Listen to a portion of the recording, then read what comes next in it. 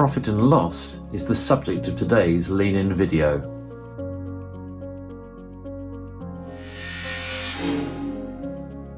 In business, it's critical to know the numbers. And one of the ways that we understand the numbers within a business is looking at the profit and loss, the P&L as some people call it. Now, if you're watching this video, you might go, I know about P&L, I know about profit and loss, and I have that, and I'm measuring the numbers in my business. And that's great. But there might be some people watching this video thinking, I don't really understand what P&L or profit and loss really means. So for those of you to understand perhaps three critical numbers within a business, the first one has got to be the sales revenue. You know, what is the money you're collecting from the selling of your products or services within any business? And how much is that on a monthly and annual basis? The second critical number, which of course is included making up that P&L, is the expense of running your business. You know, what's the true cost of running your business? And that expense could be broken down into lots of different categories and areas. Some examples would include the rent or the mortgage on the premises that you have where you're running your business from. Another cost might be the staff cost. You know, if you're employing people, what's the cost of running those people, their salaries and the benefits perhaps that you give them in return for them working within your business?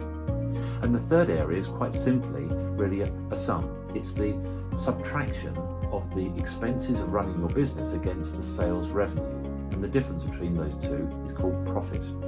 And the reality is that all businesses are in business to generate and service customers, but clearly they need to make a profit in doing that, otherwise they're not going to last very long. I mean, there are lots of statistics which are banded around which kind of help us to understand why businesses fail. And I believe that one of the reasons that businesses fail is because they don't understand their numbers. You know, they may have a great product or service, and they may be selling that product or service, but if they don't really understand the cost of marketing that product and getting it into the marketplace and finding out if they're making a profit or a loss on a monthly or annual basis, they're not really going to be as successful as they could be. So that's my sort of lesson for today really from this Lean-In video, is thinking about, well, do I have a profit and loss in place in my business? If I don't, I need to find out more about it and perhaps speak to your accountant. Your accountant will be well versed in helping you to understand the value of the profit and loss and how that can be constructed. And of course, there are many online packages and softwares that give you the ability to do that these days.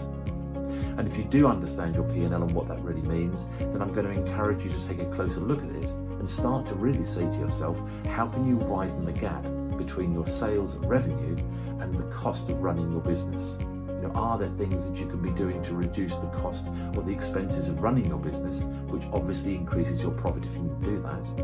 And the second item, of course, is how do I increase my sales revenue so that I can actually get a higher number of sales and products from your business, create the revenue that you need, and the more revenue you create, the more profit that you generate within your business.